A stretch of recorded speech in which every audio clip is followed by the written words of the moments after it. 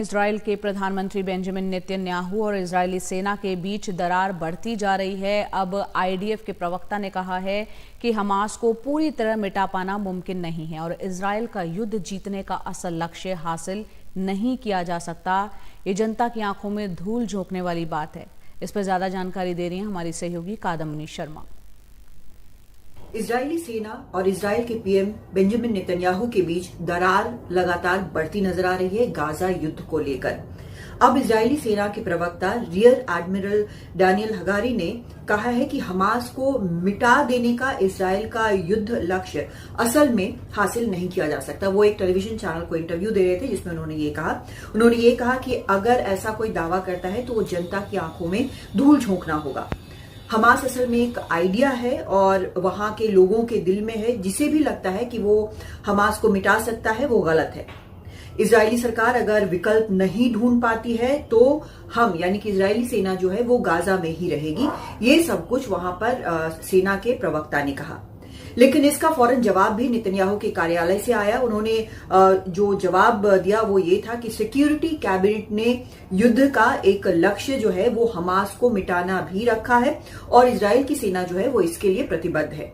बाद में इजराइल की सेना के प्रवक्ता के दफ्तर से भी एक बयान जारी किया गया। कहा गया कि आउट ऑफ कंटेक्स्ट ये कोट किया गया है, जैसा कि अक्सर होता है यहां पर कहा जाता है। और कहा यह भी गया कि इजराइल की सेना जो है वो युद्ध के लक्ष्यों के प्रति बिल्कुल प्रतिबद्ध है। और जो बात कही थी प्रवक्ता ने वो एक आइडियोलॉजी को लेकर, एक आइडिया को लेकर कही थी और हमास को मिलिट्रीली खत्म किया जा सकता है, वहां पर गवर्नेंस वो ना कर सके इसके लिए भी उसका भी खात्मा किया जा सकता है।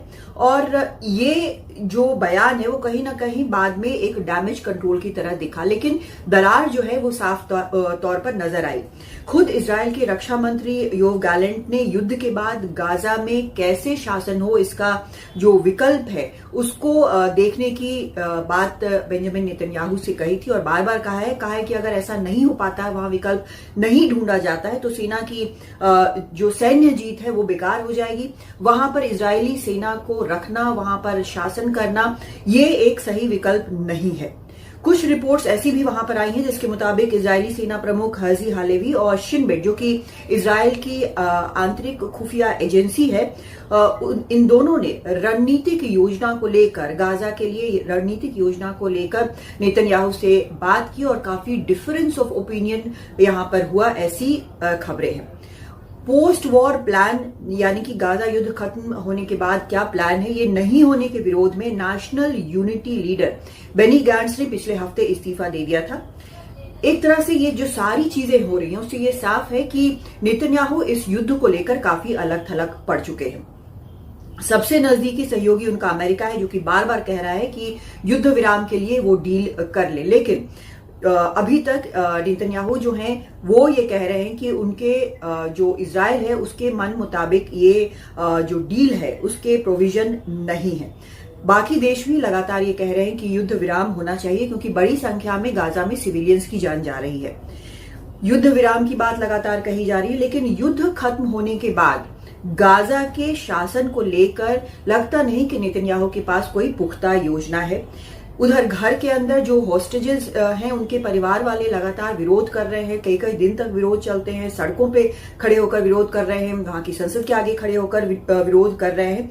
तो ये विरोध इसलिए है कि अभी डील हो, और ये भी आरोप लगा है नेतन्याहू के ऊपर कि उनकी प्रायोरिटी हॉस्टेजेस को वापस घर लाना नहीं है। तो ये सभी चीजें मिलकर एक ऐसी स्थिति बना रही हैं जहां पर यह लगता है कि बेंजामिन नेतन्याहू जो हैं गाजा युद्ध को लेकर अब अकेले पड़ते नजर आ रहे हैं, अलग थलग पड़ते नजर आ रहे हैं। और ये इस समय जबकि युद्ध चल रहा है एक चिंता की बात इजराइल के लिए हो सकती है। हालांकि युद्ध लगातार जारी है क्योंकि अगर हमास या हिजबुल्लाह जो है वो लगातार हमला करते रहते हैं तो इजराइल के लिए ये एक एग्जिस्टेंशियल थ्रेट है, यानी कि उसके देश के बने रहने पर भी एक खतरा है। इसलिए युद्ध तो चल रहा है, लेकिन किस तरह से युद्ध को खत्म किया जाए, किस तरह से जो वहां पर बंधक है उनको वापस लाया जाए, इन सब चीजों को लेकर और गाजा में आगे क्या होगा, इन सब को लेकर अब ऐसी स्थिति बनती नजर आ रही है जहां पर नेतन्याहू, उनके कैबिनेट के लोग, उनकी सेना, जो सहयोगी हैं अंतर्राष्ट्रीय, वो एक पेज पर नहीं है।